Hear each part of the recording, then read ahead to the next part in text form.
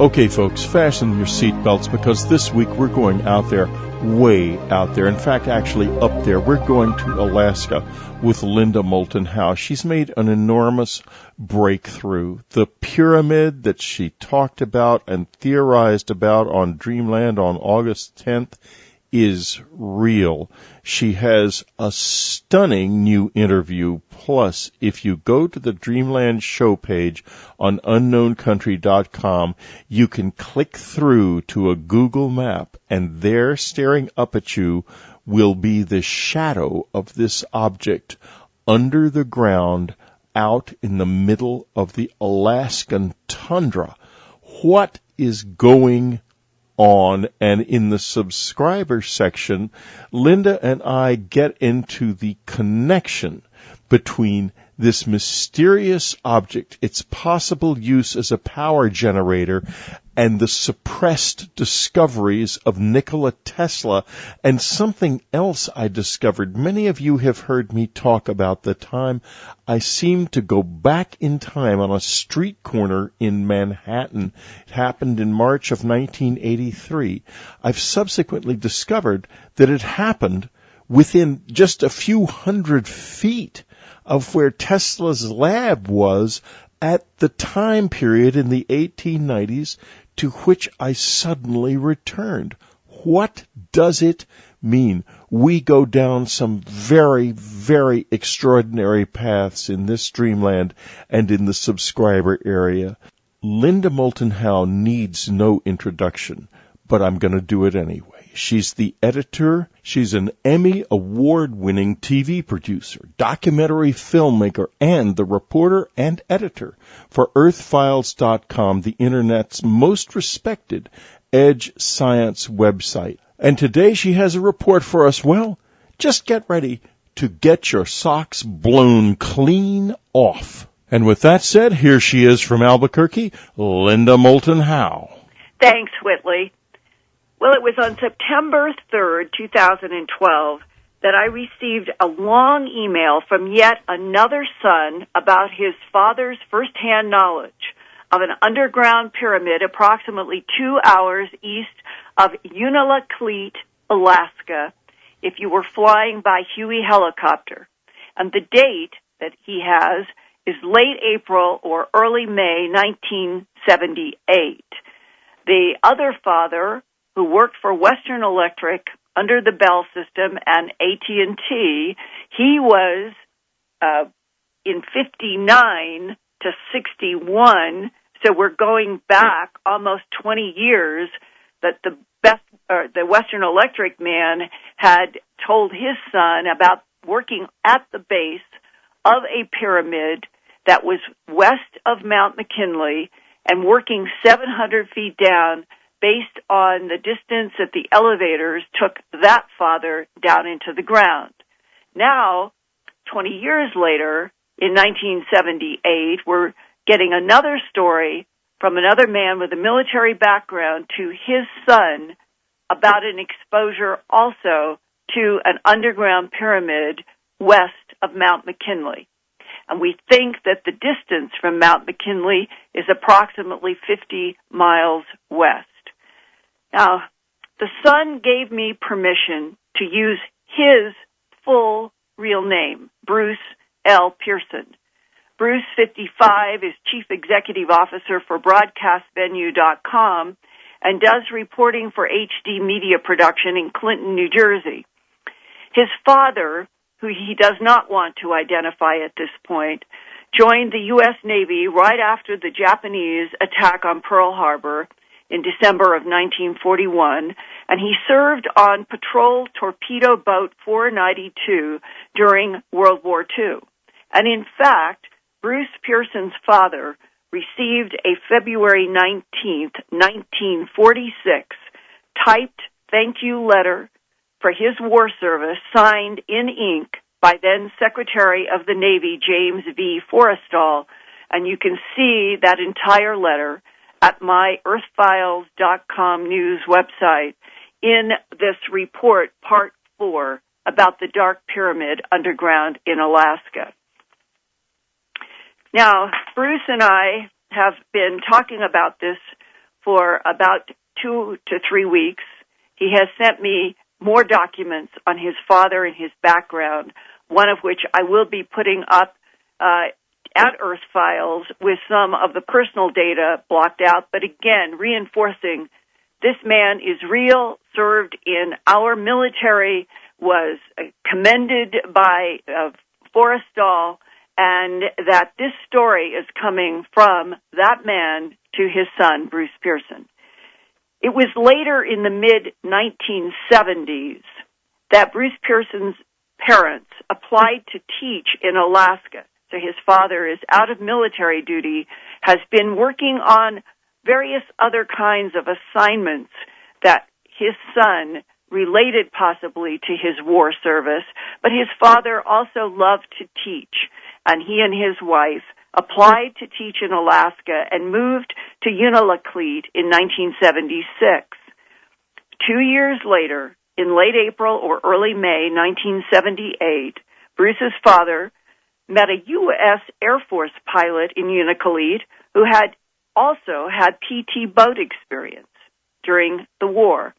And they exchanged some war stories, and the U.S. Air Force pilot asked Bruce's father if he would like to just take a ride with him and his co-pilot on, he told them, a classified delivery mission out a couple of hours from Unalakleet and then right back to town.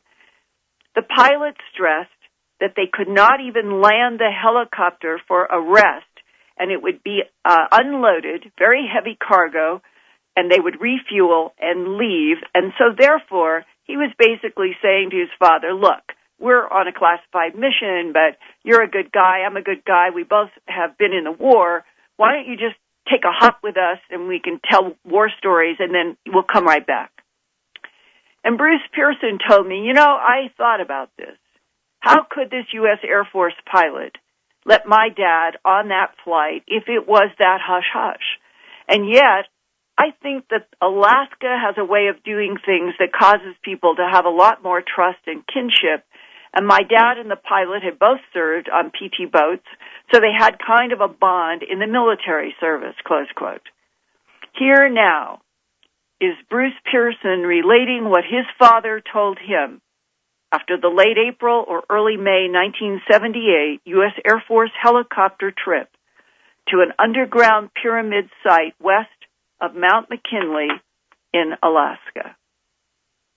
My father had related to me where he had been talking to these guys that came in to fuel up on their way out of Unalakleet on some parts delivery mission. I guess they hit it off, and he said, look, you're not scheduled, but I got a slot if you want to take a ride out with us and come on back. He assumed when he told my mom he was going to go on this flight with him that it was out to an early warning dew line installation. But when he got in the chopper, the guy said, no, this isn't dew line. He said, this is some weird installation. And then he said, well, what do you mean weird? He said, well, it's underground. And the co-pilot, he said, look, this is some generating facility or something that's underground. And he said, well, what's it, just a nuclear power plant? And he said, no, it's not nuclear. It's nothing we built. It's thousands of years old. It's cut stone like a pyramid. It's 150 feet below ground, and they can't figure out what the hell it is. So he said, look, this is all off the record. I'm not even supposed to know this, but this is what I was told, that this thing will put out enough power to power the whole North Slope, the whole state of Alaska, and he said this thing could power the entire country of Canada. That's how much juice it puts out, and they don't have a clue where it came from, and it's underground. But we got the duty to bring this thing out. He said, and I really don't have any idea why that fixed-wing aircraft is following us all the way out there. I guess in case we crash, they'll know where to send people to pick up the pieces. So they had 3 aluminum, stainless steel-looking cases. Like that said, they were beautiful cases. They were all machined. What happened? They flew out in a helicopter, and I believe it was a Huey, but they were escorted by a fixed-wing aircraft that never landed. And my dad said you could see them every once in a while. They're 1,000, 2,000 feet above them, just making S-curves, so they wouldn't run away from the chopper. They flew out about 2 hours east, my dad said, of Unalakleet. Did your father ever detail exactly where he thought this place was 2 hours east from Unalakleet? He said it was in the middle of nowhere, but he said they didn't change course throughout the whole flight, and it was, he said, pretty much due east of Unalakleet. Okay. When he landed, he was heavy. He said he was so heavy that when he sat down, the skids spread out.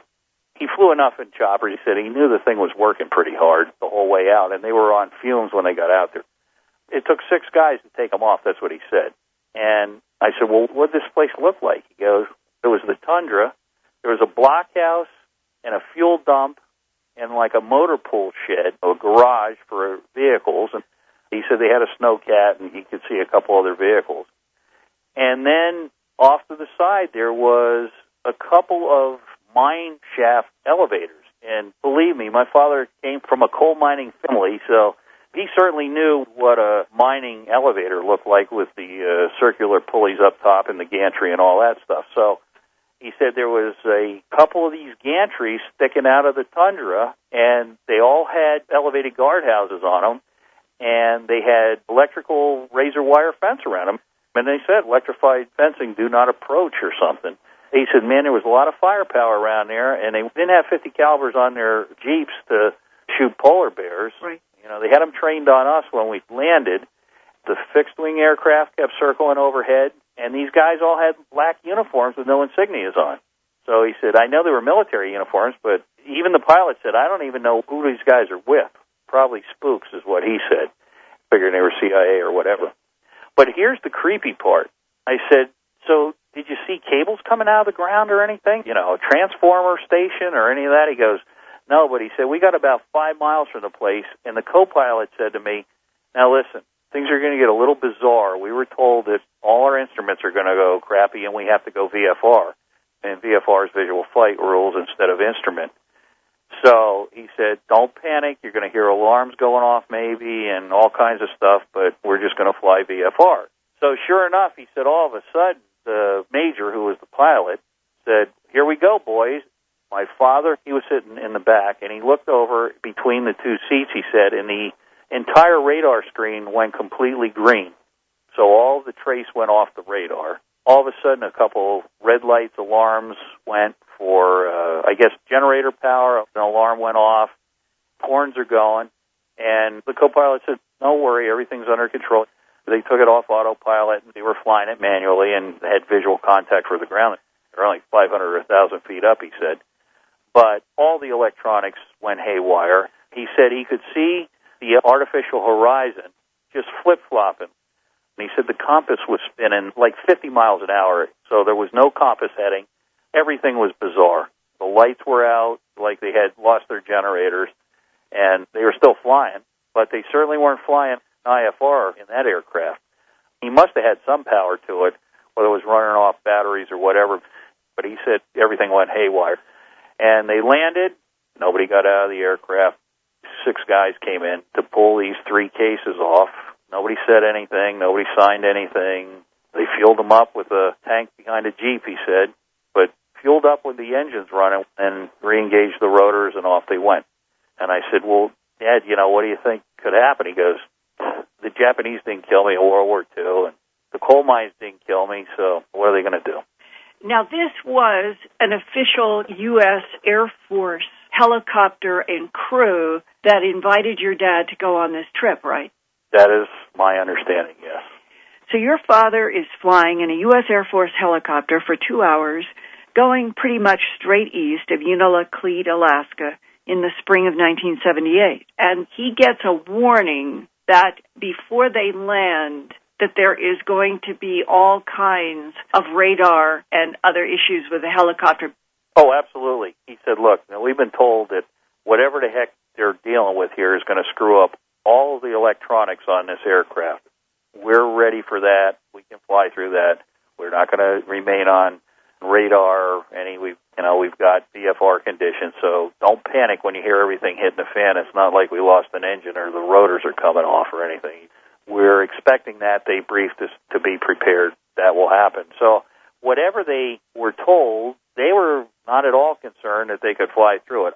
Doesn't it sound like the crew on this helicopter had done this before? That's an interesting thought. Either that or they believed whoever briefed them that not to worry about it. when they landed, they had these 3 machined, very heavy cases in the helicopter. Yes. 6 men in black uniforms that are unidentified come and they take out these 3 cases. Yes. And then the pilot remains on the ground with the engine running while somebody goes to a Jeep, gets fuel from the back, and puts it into the helicopter while it's still running. Well, it was a trailer. He said it was a trailer behind a Jeep. It wasn't a full tanker, which had a pump on it. And, yeah, they pumped it into the fuel tank while the thing was running. That's not standard procedure, I can tell you that. And on the ground, they had military guns aimed. Oh, they all had guns. He said they were armed to the teeth, yes. They were in front of people who had armaments aimed at them the whole time the refueling was going on, correct? Yeah, he said there's a guy standing in the back of a Jeep with a .50 caliber mount pointed at the helicopter. That .50 caliber machine gun could have taken that helicopter down? Oh, in 2 seconds.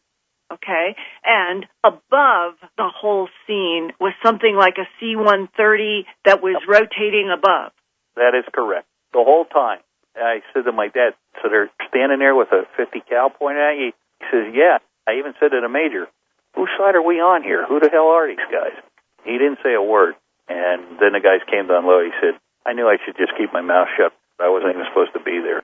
The clearly identifiable mine shaft elevators at this remote place had razor wire around them in addition to all the people with guns. Yeah. I said, electrified razor wire? He says, well, I don't think it was to keep polar bears from falling down the hole. I can tell you that. That's what he said. Electrified fence, do not approach. Did your father ever give you any more details about where he thought this location was in relationship to, say, Mount McKinley or any of the mountains? Well, you know, it's interesting because he said it couldn't have been that far from Denali. He did say, we went for a long ways. He said, we couldn't have been that far away from McKinley. Could you repeat what the pilot of that helicopter said to your father about what he and his co-pilot knew was underneath that ground? He told my dad, quote, this is as super secret a situation as the Manhattan Project was. He said, nobody is supposed to know this place even exists. And, quote, this thing is some kind of power generator, and it's thousands of years old. It's made out of stone like a pyramid. They don't know where it came from, who made it, or how it works. But it could generate enough power to power the whole North Slope, all of Alaska, and probably the whole country of Canada. And he said, we're not even supposed to know what we're delivering. And here's part 2 of this, Linda, as I related in the email. 6 years later, over lunch with the chief engineer of the television studio at Bell Labs in Murray Hill, talking about vacation, and the guy says, oh, yeah, a bunch of guys from the labs in Western got recruited by somebody in the government to go up to the North Slope to look at some power generating station they couldn't figure out. And if there is a stone pyramid that is maybe twice the size of Cheops underground in Alaska, at least 150 feet down to the vertex and down to 700 feet to the base, and that it has been built thousands of years ago, according to what the pilots had heard, and that it can generate enough energy to power the nation of Canada. What is the relationship between that stone pyramid underground in Alaska and Cheops and all of the pyramids that have been built around this planet, many of which are allegedly underground for reasons unknown, or at least under dirt for reasons unknown? Who built all of these pyramids? And if they were machines for energy, why is it that our government wouldn't allow all of this pyramid energy to be used on this planet? I think that's the $64,000 question. It's a little hard to believe we have these blips in the development of knowledge of mankind. You go from the Israelites wandering around in the desert and subsistence living to society that can build structures that we can't even emulate today with all our technology, and then we drop back into the dark ages. You know, I don't think that society is nonlinear like that. To me, that on its surface says there's something not right. How can you have the mass structures in the Yucatan and the Mayans, the Aztecs, and then it goes back to barely scratching out a living and having not enough knowledge to feed yourself? That doesn't make sense. And what you mean is that the very nature of high intelligence and high technology, as it is even seen in Göbekli Tepe in Turkey 12,000 years ago, and the pyramids and the stone circles around the planet, imply that some other intelligence that is not Homo sapien has been working on this planet, terraforming and building these structures for their means, their agendas, completely separate from the evolving track of Homo sapien. Yes. Why, Linda, is it so impossible and so improbable and so inconceivable that we were not colonized here for the exact same reasons that we are currently discussing colonizing another planet, Mars? For some reason, for a very long time, the power-greed structure of this planet, which in and of itself might not be entirely human, seems to have had a self-interest in keeping the general evolving human population from knowing the truth. And that is where we are in 2012. Policies of denial are still in place from World War II. And until those policies of denial are officially lifted, scenes, as your father described, occurring 2 hours east of Unalakleet, Alaska, in the mid-1970s, will keep occurring on this planet while people are still told that we are alone in the universe. That is the first huge lie. You couldn't be more correct, and that's why I came forward. And you know what? I have run into so many pilots that have said to me in the last 25 years that I've been in cockpits and behind the scene where they said, look, you know what? I got 13,000 hours. I flew B-24s in World War II. I'm ready to retire. And I really don't give a flip if you'll believe me or not. I know what I saw. I saw this. And quite frankly, somebody needs to hear this before I take a dirt nap. So sooner or later, the tide will turn because the volume of documented evidence that folks like you have gone out on a limb and fought to bring to the public's attention will turn the tide. I hope we will turn the tide, Whitley, and I have been very curious about how this huge underground pyramid might have been detected all the way back, possibly to the World War II era or after. And I talked about this with the retired Navy captain who, to this day, has asked to remain anonymous, but has helped immensely over the last several weeks since I returned from Turkey and did the first story about this underground pyramid at the end of June of 2012. And when I said, how do you think our government detected this? Here is something that he has written to me that I would like to share with our Earth Files and Dreamland audience, because I think it goes to the heart of probably the truth of how we came to know about something in Alaska that may have been there for thousands of years. Quote, the Dew Line early warning system that we built in the early 50s took some 8,000 to 10,000 scientists, engineers, and construction workers into the wilderness that had once seen only the occasional hunter, trapper, gold miner, or native Alaskan village, or a family whose primary concern was survival, hunting food, or searching for gold and silver. But in the planning of the White Alice and Dew Line systems, there was one additional interest in the location and construction of the sites picked for a wax facility or Dew Line antenna, and that interest was electromagnetic interference. Anyone who has tried to listen to his or her AM car radio when you drive by a high-voltage power line knows what EMI is, although maybe by a different name. We call it static, radio static. EMI from the high-voltage power lines interferes with radio reception and makes it almost impossible to hear or understand what is being received. This is no different with a complex long-range and at the time sophisticated over-the-horizon communication system like White Alice that we were putting together up in the Alaska area. In fact, due to the nature of how the White Alice system operates, using backscattered signals caused by atmospheric turbulence, which in effect causes radio signals to bounce off the ionosphere and back down to Earth over the horizon to receiving stations hundreds of miles away, it is even more sensitive to electromagnetic interference because the atmosphere has propagation issues. There are sunspot effects from the sun. There are solar flares that produce the northern lights. That selecting the proper location for the antennas would be critical. Is it surprising to think that in planning for the installation of the White Alice system in the mid to late 1950s, which was part of our DEW-line effort to set up an early warning system to protect us from and for us to be able to know what might be coming from the Soviet Union over the North Pole, and taking and recording EMI levels at proposed White Alice sites, that someone might have detected an unknown source of extremely high EMI activity, and yet there would be nothing that could be seen that was causing the problem.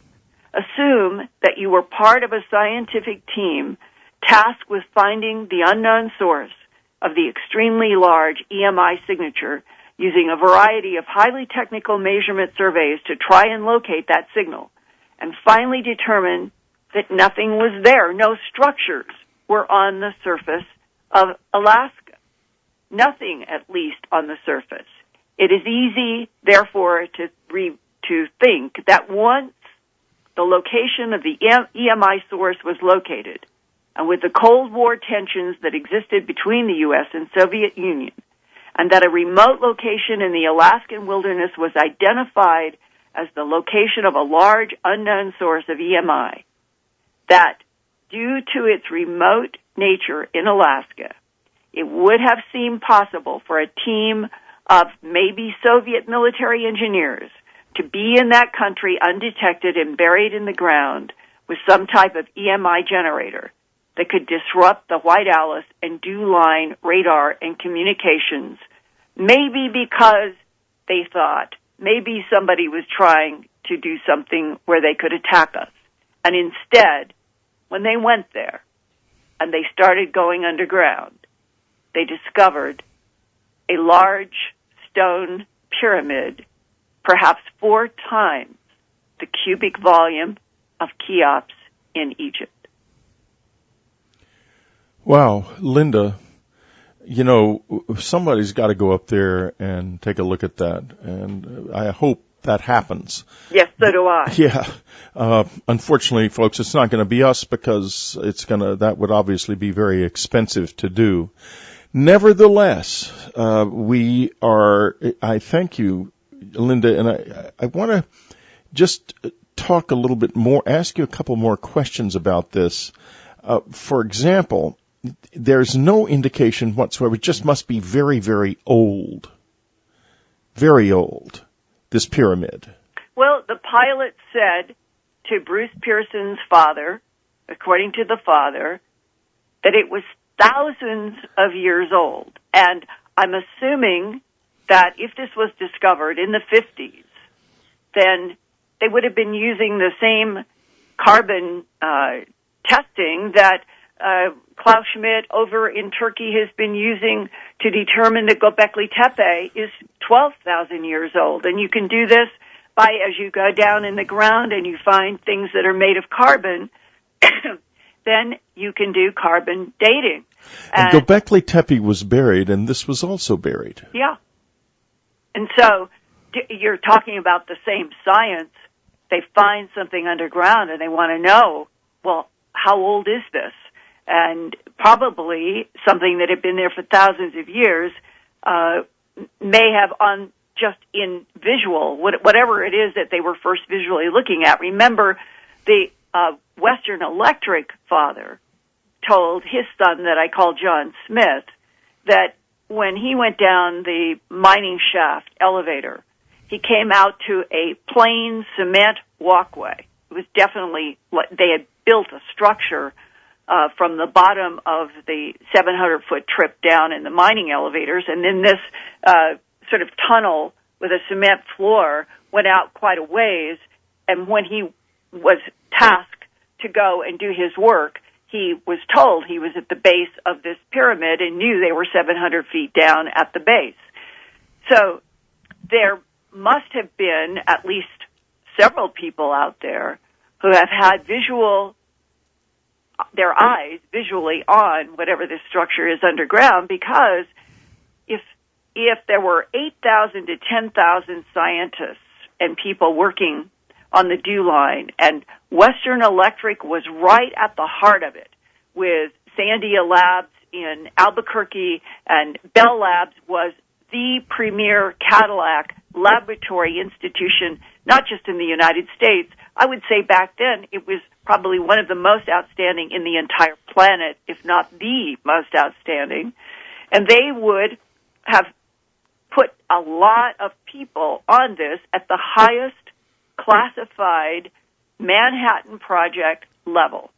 And so there must be many more people out there beyond Bruce Pearson's father and John Smith's Western Electric father who have firsthand knowledge about this, and I hope that there are other people out there willing to share with me information that they might know firsthand from themselves or from a close family member, such as a father, and email me at earthfiles@earthfiles.com.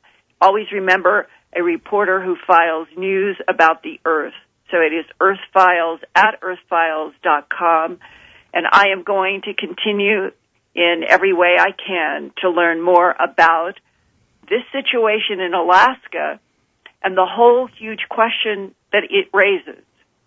We know that there are pyramids all over this planet, some under dirt, perhaps in Bosnia and China, and in the Antarctic. And then there are those that we know above ground, and now the issue is raised. How many large pyramids might be underground in strategic points on this planet that we still have no knowledge about, but maybe our government does? Linda Moulton Howe, thank you so much for being with us on Dreamland. We're going to continue on in the subscriber section with an exploration of Nikola Tesla, suppressed and hidden means of power transmission and power transmission through the air. After all, Tesla did succeed in doing that in his lab in New York City in the 1890s. After his death, his records were all seized and simply disappeared into the maw of the federal government. You've been listening to Dreamland. Be sure to tune in again next week. Dreamland is brought to you by UnknownCountry.com and our family of subscribers. Our news editor is Ann Strieber. Our science reporter is Linda Moulton Howe. Our webmaster is Daniel Stiegel. And I'm your Dreamland announcer, Brian Arnold. Thanks for listening. We'll be back next week.